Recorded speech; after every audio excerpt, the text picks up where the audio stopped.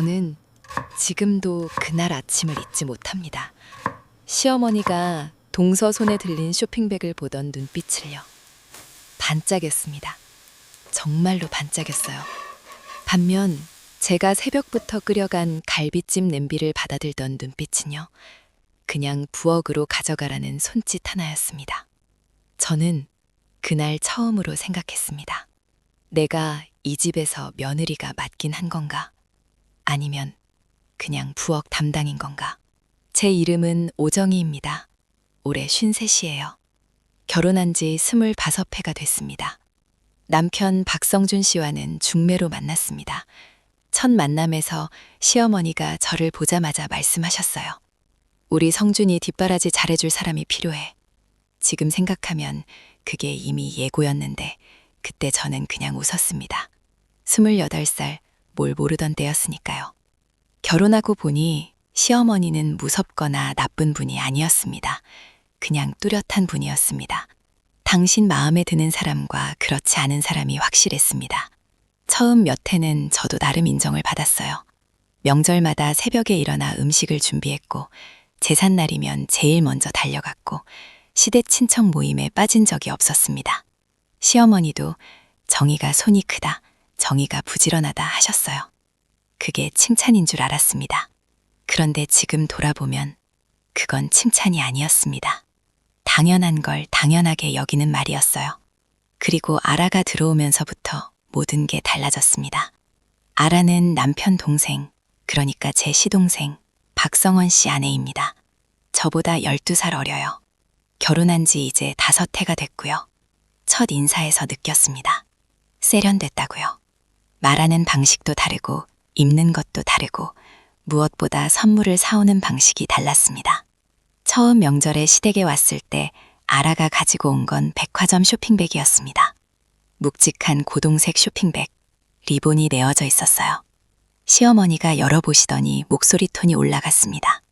어머, 이거 어느 브랜드 거 아니야? 이걸 어떻게 알고? 저는 부엌에서 그 소리를 들었습니다. 저는 그날 오전 5시부터 일어나 전을 부쳤는데 제가 해간 음식은 거들떠도 안 보셨습니다. 나물이 무르다, 간이 좀 세다. 그게 다였어요. 그래도 그때는 그냥 그런가 보다 했습니다. 사람이 다 다르니까, 취향도 다르니까. 그런데 그게 한 번으로 끝나지 않았습니다. 다음 명절에도 아라는 쇼핑백을 들고 왔습니다. 이번엔 지갑이었어요. 시어머니가 한 번도 사본 적 없는 브랜드였습니다. 시어머니가 박스를 열더니 시동생을 쳐다보며 말했습니다. 성원아, 이 며느리 어디서 났냐? 진짜 내 마음 잘하네. 저는 그날 도가니탕을 4시간 끓였습니다. 시아버지가 좋아하신다고 들었거든요. 무릎이 안 좋으신 분께 도가니가 좋다고 해서 전날 밤에 재료 손질까지 다 해놨습니다.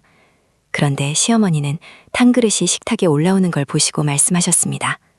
이거 요새 식당에서도 잘하던데. 그 말 한마디에 제가 어떤 마음이었는지 말 못합니다. 그날 밥 먹는 내내 웃었습니다. 웃어야 했으니까요. 집에 돌아오는 차 안에서 남편한테 말했습니다. 나 오늘 좀 속상했어. 남편이 뭐라고 했는지 아세요? 어머니가 원래 좀 그러시잖아. 너도 알잖아. 그렇죠. 저도 알았습니다. 그래서 더 아팠어요. 그 다음부터였습니다. 시어머니의 말이 달라지기 시작한 게요. 전에는 정의가 부지런하다 하셨는데 이제는 비교가 들어왔습니다. 아라는 센스가 있어. 이런 것도 챙기고. 아라가 이번에 뭐 사왔냐면. 처음엔 직접 비교가 아니니까 참았습니다. 그냥 아라 칭찬하시는 거라고 생각했습니다. 그런데 어느 날부터인가 시어머니 댁에 가면 제가 해간 음식은 부엌 한쪽에 슬그머니 놓이고 아라가 사온 것들은 거실 테이블 위에 올라왔습니다. 제가 만든 게 식탁에 안 오를 때도 있었어요. 이건 다음에 먹을게 하시면서요. 그러면 아라가 사온 것들이 그 자리를 채웠습니다. 저는 말을 못했습니다. 왜냐하면 제가 뭔가를 말하면 이상한 사람이 되는 구조였으니까요. 며느리가 질투한다. 며느리가 좁다. 그 말이 두려웠습니다. 그래서 그냥 웃었습니다. 그해 겨울 시어머니 생신이었습니다. 저는 2달 전부터 준비했습니다. 시어머니가 젊었을 때 즐겨 가셨다던 한정식 집을 예약했습니다. 예약이 쉽지 않은 곳이라 몇 번 전화해서 겨우 잡았고 선물은 어머니가 오래 쓰실 수 있는 따뜻한 쇼를 골랐습니다. 백화점에서 세 군데를 다 돌아봤어요. 색깔도 따져가며요. 생신 당일 식사를 마치고 선물을 드렸습니다. 시어머니가 상자를 여셨는데 딱 한마디 하셨어요. 따뜻하겠네. 그게 다였습니다. 그런데 아라가 작은 봉투를 내밀었어요. 어머니, 용돈 드릴게요. 맛있는 거 사드세요. 시어머니 표정이 어떻게 바뀌셨는지 아세요? 환해지셨습니다. 진짜로요. 어머, 성원이 아내는 역시 이런 센스가. 저는 그 자리에서 눈을 어디에 둬야 할지 몰랐습니다. 집에 와서 처음으로 혼자 울었습니다. 엉엉 운 게 아니라 소리도 없이 그냥 눈물이 흘렀어요. 내가 뭘 잘못한 건지, 내가 뭘 더 해야 하는 건지 아무리 생각해도 모르겠었습니다. 그 무렵부터 시댁 가는 게 무서워지기 시작했습니다. 가야 하는 날이 다가오면 전날 밤부터 잠이 안 왔습니다. 뭘 가져가야 하지? 뭘 해야 하지? 얼마나 더 잘해야 인정을 받지? 그 생각이 머릿속을 빙빙 돌았습니다. 남편한테는 말하지 않았습니다. 남편은 시어머니 편도 아니고 제 편도 아니에요. 그냥 아무것도 안 보이는 사람이었거든요. 어머니가 원래 그런 분이야가 남편의 전부였습니다. 딸아이한테도 말 못했습니다. 엄마 힘들다는 걸 딸아이가 알면 뭐가 달라지나요? 그냥 같이 힘들어질 뿐이잖아요. 친구들한테도 쉽지 않았습니다. 시어머니 험담으로 들릴 것 같았어요. 제가 그냥 며느리 흉을 보는 여자로 보일 것 같았습니다. 그래서 저는 혼자 담았습니다. 쌓고 또 쌓았습니다. 어느 날 시어머니가 저한테 전화를 하셨습니다. 다음 주에 시댁에 오면 아라한테 김치 담그는 법 좀 가르쳐 달라고요. 아라가 김치를 배우고 싶어 한다고요. 저는 네, 알겠습니다 하고 전화를 끊었습니다. 그런데 그 다음 날 아라한테서 메시지가 왔습니다. 형님, 어머니한테 들으셨죠? 바빠서 못 오게 됐어요. 다음에 배울게요. 그게 끝이었습니다. 사과도 없고 미안하다는 말도 없었습니다. 그런데 그 다음 주에 시댁에 갔더니 시어머니가 아라 이야기를 먼저 꺼내셨습니다. 아라가 얼마나 바쁜 애냐. 일도 하고 집도 챙기고 대단해. 저는 아무 말도 안 했습니다. 그날 저는 혼자 김치를 15포기 담갔습니다. 시어머니 목, 시댁 냉장고 채울 몫으로요. 그 일이 있고 나서 저 안에서 뭔가가 조금씩 무너지기 시작했습니다. 처음에는 억울함이었습니다. 그 다음은 자기 의심이 왔어요. 내가 원래 이런 사람인가? 남한테 인정받으려고 이렇게 아등바등하는 사람인가? 28에 처음 이 집에 들어오면서부터 나는 무엇이 되고 싶었던 걸까? 좋은 며느리, 인정받는 사람. 그게 삶의 이유였나? 그런 생각이 들기 시작하니까 더 힘들었습니다. 몸도 이상해졌어요. 밥이 넘어가지 않았습니다. 시댁 다녀오고 나면 이틀씩 누워 있었습니다. 피곤한 건지 마음이 아픈 건지 경계가 흐릿해졌습니다. 딸아이가 어느 날 물었습니다. 엄마, 요즘 왜 그래? 얼굴이 안 좋아. 피곤한가 봐. 별거 아니야. 그 말이 또 나왔습니다. 별거 아니라는 말이요. 이듬해 봄 결정적인 일이 생겼습니다. 시어머니가 건강검진을 받으셨는데 무릎이 많이 안 좋다는 결과가 나왔습니다. 수술까지는 아니지만 한동안 외래 진료를 다녀야 한다고 했어요. 저는 당연히 제가 모셔야 한다고 생각했습니다. 큰 며느리니까요. 그래서 남편한테 말했습니다. 내가 어머니 병원 모시고 다닐게. 남편은 고마워했습니다. 당연하다는 듯이요. 첫 번째 진료일 오전 일찍 시댁에 가서 시어머니를 모시고 병원에 갔습니다. 접수하고 기다리고 진료 듣고 물리치료실까지 데려다 드렸습니다. 3시간이 걸렸어요. 돌아오는 길에 시어머니가 말씀하셨습니다. 아라가 오겠다고 했는데 네가 오니까 됐다고 했어. 저는 조수석에 앉은 채로 앞만 봤습니다. 그렇군요 라고 대답했습니다. 두 번째 진료 날도 갔습니다. 이번엔 아라도 온다고 했어요. 진료가 끝나고 셋이서 병원 근처 식당에 갔습니다. 시어머니가 메뉴판을 보시다가 말씀하셨습니다. 아라야, 너 먹고 싶은 거 먹어. 오늘 고생했다. 아라는 2시간 있었습니다. 저는 5시간 있었습니다. 저는 그날 차를 운전하면서 생각했습니다. 내가 지금 뭘 하고 있는 건가? 인정받으려고 하는 건가? 아니면 그냥 의무라서 하는 건가? 어느 쪽도 답이 아닌 것 같았습니다. 집에 와서 혼자 앉아 있는데 아무 생각도 안 하고 싶은데 생각이 계속 났습니다. 내가 이 나이에 여기서 뭘 바라고 있는 건지 그게 너무 쓸쓸했습니다. 슬픈 게 아니라 쓸쓸했어요. 오래된 것처럼 텅 빈 그 기분이 며칠을 갔습니다. 딸아이가 다시 한번 저한테 물었습니다.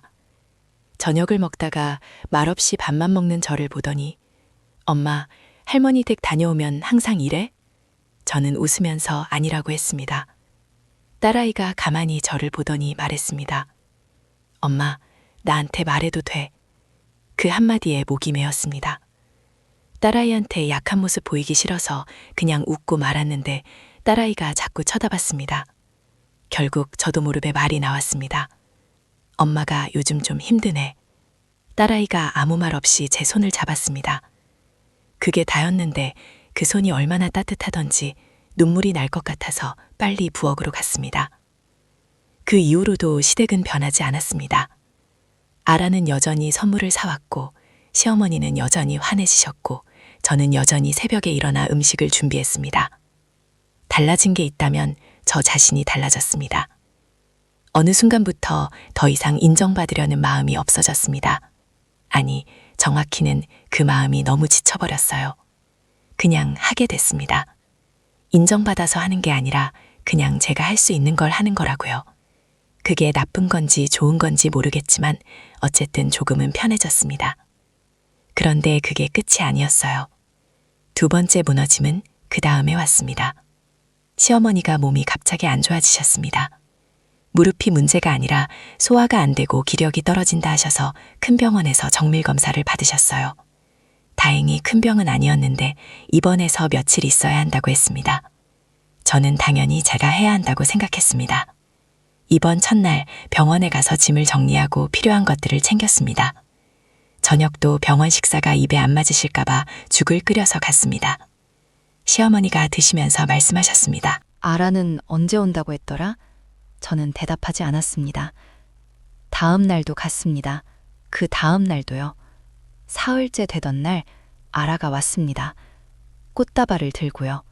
예쁜 분홍색이었습니다. 시어머니 표정이 또 그렇게 됐습니다. 환해지셨어요. 어머, 꽃도 사왔어? 예쁘다. 저는 사흘을 매일 병원에 갔는데 시어머니는 아라 손에 들린 꽃을 보셨습니다. 그날 밤 집에 오면서 저는 처음으로 생각했습니다. 이걸 남편한테 말해야겠다. 그냥 넘어가면 안 되겠다. 그날 밤 잠자리에 들기 전에 남편한테 말했습니다. 나 이제 솔직하게 얘기할게. 남편이 눈을 떴습니다. 어머니한테 나는 안 보여. 아라한테는 그렇게 잘해주시면서 나는 아무것도 아니야. 남편은 한동안 말이 없었습니다. 그리고 말했습니다. 내가 몰랐어. 진짜로. 저는 계속 말했습니다. 사흘을 매일 병원 갔는데 꽃 한 번 못 드렸다고. 아라 꽃 얘기를 하시더라. 나는 뭐야. 남편이 손으로 눈을 가렸습니다. 미안해. 그 말이 나왔습니다. 내가 어머니한테 말할게. 저는 하지 말라고 했습니다. 괜히 더 이상해질 것 같아서요. 그래도 그냥 넘어갈 수는 없어. 내가 어머니한테 가서 얘기할게. 그리고 며칠 뒤 남편이 시어머니를 뵈러 혼자 다녀왔습니다. 무슨 말을 했는지는 자세히 듣지 못했습니다. 그냥 정희가 많이 힘들다고 어머니가 너무 차이를 두신다고 했다더군요. 시어머니 반응이 어땠냐고 물었습니다. 남편이 잠깐 뜸을 들이다가 말했습니다. 처음엔 당신이 예민한 거라고 하셨어. 그렇겠지 싶었습니다. 그런데 내가 구체적으로 얘기하니까 말씀이 없으시더라. 그게 다였습니다. 시어머니한테서 전화는 오지 않았습니다. 직접 사과도 없었습니다. 저는 기대하지 않았기 때문에 실망도 없었습니다. 다만 한 가지 묵직하게 남은 게 있었습니다. 내가 이걸 이렇게 오래 참았구나. 왜 진작 말하지 않았을까? 말하지 않으면 아무것도 모른다는 걸 알면서도 왜 그랬을까? 그러고 나서 2달쯤 지났을 때였습니다. 시어머니 생신이 또 돌아왔어요. 저는 솔직히 고민했습니다. 이번엔 무얼 해야 하나? 아니, 내가 왜 이걸 고민하나? 그래서 그냥 제가 마음에서 우러나오는 것만 하기로 했습니다. 시어머니가 드시기 좋은 부드러운 음식 몇 가지를 만들었습니다. 예쁘게 포장하거나 비싼 게 아니라 그냥 잘 드실 수 있는 것들이요. 그걸 들고 시댁에 갔습니다. 아라도 와 있었습니다. 이번에도 쇼핑백이 있었습니다. 시어머니는 반기셨습니다. 그런데 제가 음식을 내려놓으면서 말했습니다. 어머니, 이거 드시기 편하게 만들었어요. 시어머니가 그걸 보셨습니다. 잠깐, 아주 잠깐, 표정이 멈췄습니다. 그러고는 말씀하셨어요. 고생했네. 딱 3글자였습니다. 예전이랑 같은 반응이었는지도 모릅니다. 하지만 저한테는 달랐습니다. 왜냐면 저는 이제 그 반응을 기다리지 않고 한 거였으니까요. 그냥 제가 하고 싶어서 할 수 있어서 한 거였습니다. 그 차이가 생각보다 컸습니다. 시간이 또 흘렀습니다. 그 사이 아라한테 일이 생겼습니다. 시동생 사업이 갑자기 어려워졌어요. 소문으로 들었는데 꽤 심각한 상황이라고 했습니다. 아라가 명절에 오지 못한다는 연락이 왔습니다. 형편이 안 된다고요. 시어머니한테서 전화가 왔습니다. 정희야, 이번 명절 어떻게 하지? 저는 잠깐 생각했습니다. 제가 할게요. 어머니, 제가 준비할게요. 시어머니 목소리가 조용해졌습니다. 고맙다. 그 한마디가 예전 같았으면 그냥 지나쳤을 텐데 이상하게 오래 남았습니다. 명절 당일이었습니다. 저는 새벽 일찍 일어났습니다. 이번엔 예전처럼 인정받으려고 하는 게 아니었습니다. 그냥 음식이 준비되어야 하니까, 내가 할 수 있으니까. 시어머니 댁에 도착했더니 시어머니가 현관에 나와 계셨습니다. 왔어? 저는 짐을 들고 들어갔습니다. 부엌에서 음식을 준비하는데 시어머니가 들어오셨습니다. 내가 뭐 도울까? 처음이었습니다. 그 말씀을 들은 게요. 저는 웃으면서 말했습니다. 그냥 앉아 계세요. 제가 할게요. 시어머니가 의자를 당기셔서 부엌 한켠에 앉으셨습니다. 아무 말씀도 안 하셨습니다. 그냥 거기 앉아 계셨어요. 저는 계속 음식을 했습니다.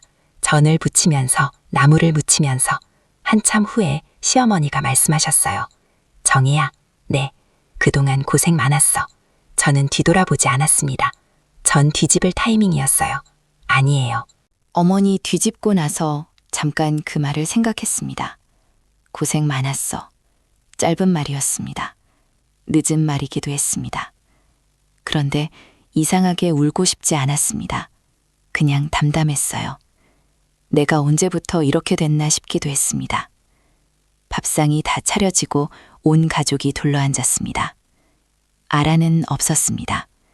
그런데 어색하지 않았습니다. 아이들이 숟가락을 들었고 시아버지가 탕을 드시면서 말씀하셨어요. 정희야, 이거 맛있다. 시어머니는 말씀이 없으셨습니다. 대신 밥을 잘 드셨습니다. 저는 그걸 보면서 생각했습니다. 그래, 이걸로 됐다. 식사가 끝나고 남편이 설거지를 했습니다. 처음 있는 일이었어요. 제가 하려고 했더니 남편이 손을 내저었습니다. 내가 할게. 거실에 있어. 저는 거실로 나와서 소파에 앉았습니다. 창밖에 오후 햇살이 들어왔습니다. 시어머니도 옆에 앉으셨습니다. 둘 다 아무 말이 없었습니다. 텔레비전이 낮게 켜져 있었고 손주들이 다른 방에서 노는 소리가 들렸습니다. 시어머니가 리모컨을 들었다가 내려놓으셨습니다. 그리고 그냥 창밖을 보셨습니다. 저도 창밖을 봤습니다. 빛이 길게 바닥을 깔려 있었습니다. 말은 없었습니다. 오래 그렇게 앉아 있었습니다.